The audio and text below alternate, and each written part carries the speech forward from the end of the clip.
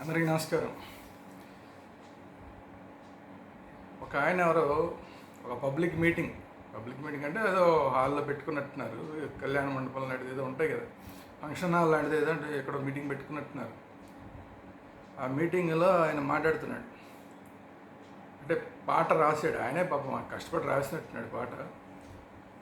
దానికి తాత్పర్యం ఏంటంటే సనాతన ధర్మానికి పాడి కడదాం. ఇది ఆయన పాట యొక్క టైటిల్. సనాతన ధర్మానికి పాడిగడదాం అని చెప్పి ఆయన పాట పాడుతున్నాడు.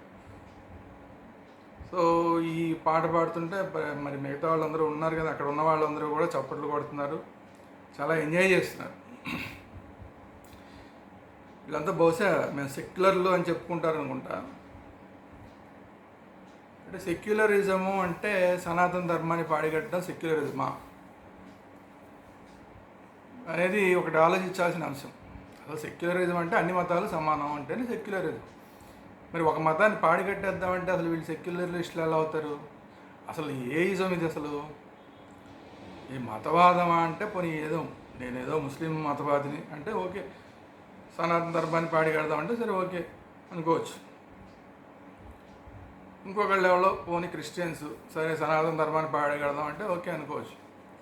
వీళ్ళంతా సెక్యులర్లో అని చెప్పుకుంటూ, లేదంటే మేము దేవుడిని ఒక దేవుడు అనేవాడు లేడు అని మాట్లాడేవాళ్ళు అని చెప్పుకుంటూ, అంటే ఒక నాస్తికులు అని చెప్పుకుంటూ సనాతన ధర్మానికి పాడిగడదాం అంటారు ఏంటి?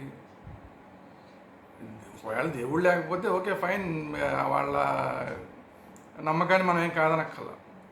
అట్లా నమ్మేవాడైతే హిందూ దేవుడు ఉండకూడదు, ముస్లిం దేవుడు ఉండకూడదు, అలాగే క్రిస్టియన్ దేవుడు ఉండకూడదు.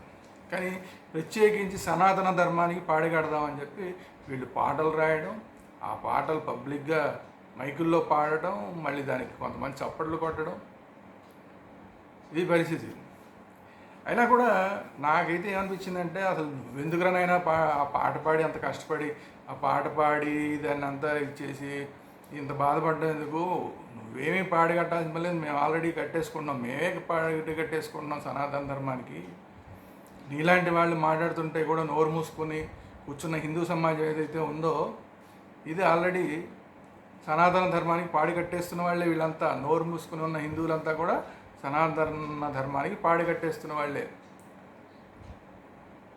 మిగతా వాళ్ళందరూ ఒకళ్ళు శుక్రవారం నాడు ప్రతి రోజుకి 5 సార్లు నమాజ్ చేస్తూ ముస్లింలు చక్కగా వాళ్ళ మతాన్ని గౌరవించుకుంటుంటే, వాళ్ళ ధర్మాన్ని ఆచరిస్తుంటే, క్రిస్టియన్స్ ప్రతిరోజు చర్చికి వెళ్ళకపోయినా వీలైనప్పుడల్లా చర్చికి వెళ్తూ, ఆదివారం అయితే ఖచ్చితంగా వాళ్ళ చేతిలో పుస్తకాలు పట్టుకుని మరి ఆ చర్చిలకు వెళ్తూ వాళ్ళ ధర్మాన్ని వాళ్ళు చక్కగా ఆచరిస్తూ ఉంటే, ఇంకా కొంతమందిని ఎవరిని తెచ్చుకుందామా మా మతంలోకి అని వాళ్ళు ప్రయత్నాలు చేస్తూ అంత కమిటెడ్గా ఉంటే, హిందువులు అయ్యుండి గుళ్ళకెళ్ళటం మానేసి, దేవుళ్ళని గురించి మాట్లాడడం మానేసి, దేవుళ్ళని తలుచుకోవడం మానేసి, పురాణాలు వినడం మానేసి, రాముడు కృష్ణుడు అంటే లేదంటే రామాయణము లేదంటే భారతం అంటే ఏవో టీవీ సీరియల్ స్థాయికి మారిపోయి, అందులో పాత్రల పేరు కనీసం చెప్పలేని స్థాయిలో హిందువులందరూ ఉండి, వీళ్ళందరూ కూడా సనాతన ధర్మానికి పాడి కట్టేస్తున్న వాళ్ళమే. చేతిలో ఏనాడు భగవద్గీత పుస్తకం ఉండదు, ఇంట్లో భగవద్గీత పుస్తకం ఉండదు, కనీసం చదివిన పాపన ఒక శ్లోకం చదివిన పాపన పోయిన వాళ్ళు కాదు.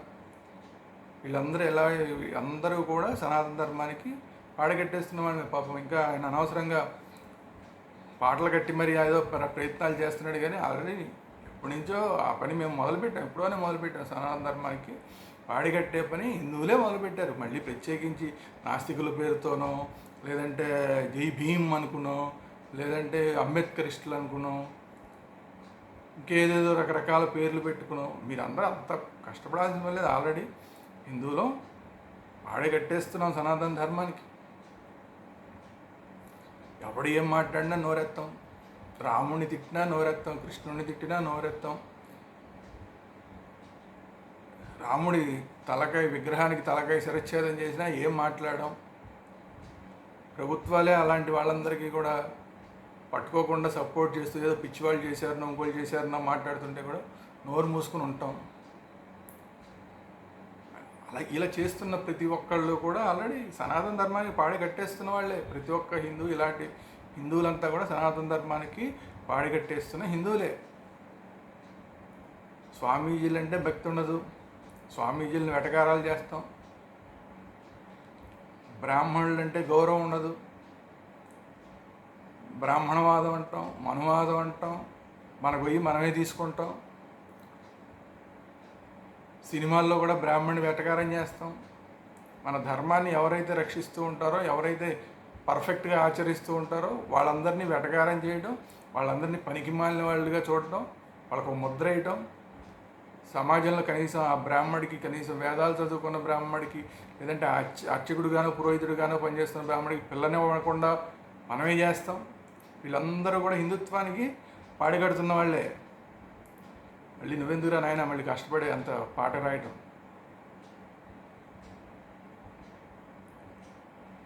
వీళ్ళకి మాత్రం గుళ్ళోకి వెళ్తే కొబ్బరికాయ కొట్టంగానే, వీళ్ళు కొబ్బరికాయ కొట్టంగానే దేవుడు వచ్చి వీళ్ళకి వరాలు ఇచ్చేయాలి, వీళ్ళ కష్టాలన్నీ తొలగించాలి. ఆ గుడికో, ఆ దేవుడి విగ్రహానికో, ఆ దేవుడికో కష్టాలు వస్తే మాత్రం ఒక్కడు మాట్లాడు. దేవుడి గుడికి వెళ్ళి మొక్కడం తెలుసు తప్ప దేవుడి గుడి జోలికి వచ్చిన తొక్కడం తెలియని హిందువులందరూ కూడా ఆల్రెడీ సనాతన ధర్మానికి పాడి కట్టేస్తున్న వాళ్ళే. మళ్ళీ నువ్వెందుకురా నాయన మళ్ళీ అనవసరంగా పాటలు పాడి అంత కష్టపడి పాపం. సరే ఏదో నీ చప్పట్ల కోసం నువ్వు చేసుకుంటున్నావు అనుకో. సిగ్గులేని హిందూ జాతి ఏదైతే ఉందో, నిద్రపోతున్న హిందూ జాతి ఏదైతే ఉందో, వీళ్ళందరూ కూడా సనాతన ధర్మాన్ని పాడిగడుతున్న వాళ్ళే. అక్కడక్కడ కొంతమంది ఇంకా పోరాటాలు చేస్తున్నారు. ఎవడో కొంతమంది కనీసం ఆ వీడియోల కోసం, వీడియో వ్యూస్ కోసం అయినా సరే వీడియోలు చేస్తున్నారు. కొద్దిమంది నిజంగా గ్రౌండ్లో దిగి పోరాటాలు చేస్తున్నారు. ఏదో అక్కడక్కడ కనబడుతున్నారు తప్ప ఇట్లా ఎప్పుడన్నా బయటకు వచ్చే వాళ్ళ మీద కూడా ఏదో 4 కేసులు పెట్టంగానే మళ్ళీ అందరం సైలెంట్ అయిపోవడం. అందరం ఈ భయంతో బతుకుతున్న ప్రతి ఒక్కళ్ళు కూడా సనాతన ధర్మానికి పాడిగట్టేస్తున్న వాళ్ళమే. ఆలోచించాలి, ప్రతి ఒక్క హిందూ ఆలోచించాలి. సనాతన ధర్మానికి పాడిగట్టండి అని చెప్పి వేరే వాళ్ళు పాటలు పాడుతున్నారు. ఆ పరిస్థితికి మనం స్వయంగా మనమే తీసుకొచ్చేసాం. భగవద్గీతని శవాల దగ్గర పెట్టే ఒక రికార్డుగా మనం ఎప్పుడైతే మార్చేసామో మన ధర్మానికి మనం పాడిగట్టేశాం. అందుకే అలాంటి వాళ్ళందరూ పాటలు పాడే స్థాయికి వచ్చేసారు. ఆత్మవిమర్శ చేసుకుంటారా, చేసుకోరా? సనాతన ధర్మాన్ని కాపాడుకుంటారా, కాపాడుకోరా? దేవీ దేవతల విగ్రహాలని కాపాడుకుంటారా, కాపాడుకోరా? దేవాలయాల్ని, దేవాలయ భూముల్ని కాపాడుకుంటారా, కాపాడుకోరా? ఇట్లా నోటికొచ్చినట్టు మాట్లాడుతూ నోటికొచ్చిన పాటలన్నీ రాసే వాళ్ళని శిక్షిస్తారా, శిక్షించరా? ఆలోచించుకోవాలి. ప్రతి ఒక్క హిందూ ఆలోచించుకోవాలి. వీటన్నిటిని చేస్తారా, లేదంటే హిందూ ధర్మానికి మీరే పాడిగట్టేస్తారా? మీరే డిసైడ్ అవ్వండి హిందువులారా, మీరే డిసైడ్ అవ్వండి. ఇంకెంతకన్నా చెప్పగలిగింది కూడా ఏం లేదు. పాడిగట్టేస్తామని చెప్తుంటే కూడా నోరు మూసుకుని ఊరుకొని మనకి మనమే పాడిగట్టే పరిస్థితులు మనమే తీసుకొస్తూ ఉంటే ఇంకా ఏం మాట్లాడతాం, దీని గురించి ఏం చెప్తాం? ఆలోచించాలి. ప్రతి ఒక్క హిందువుగా బతకాలనుకుంటున్నాడా లేదా ఆలోచించుకోవాలి. హిందువుగా చావాలనుకుంటున్నాడా లేదా ఆలోచించుకోవాలి.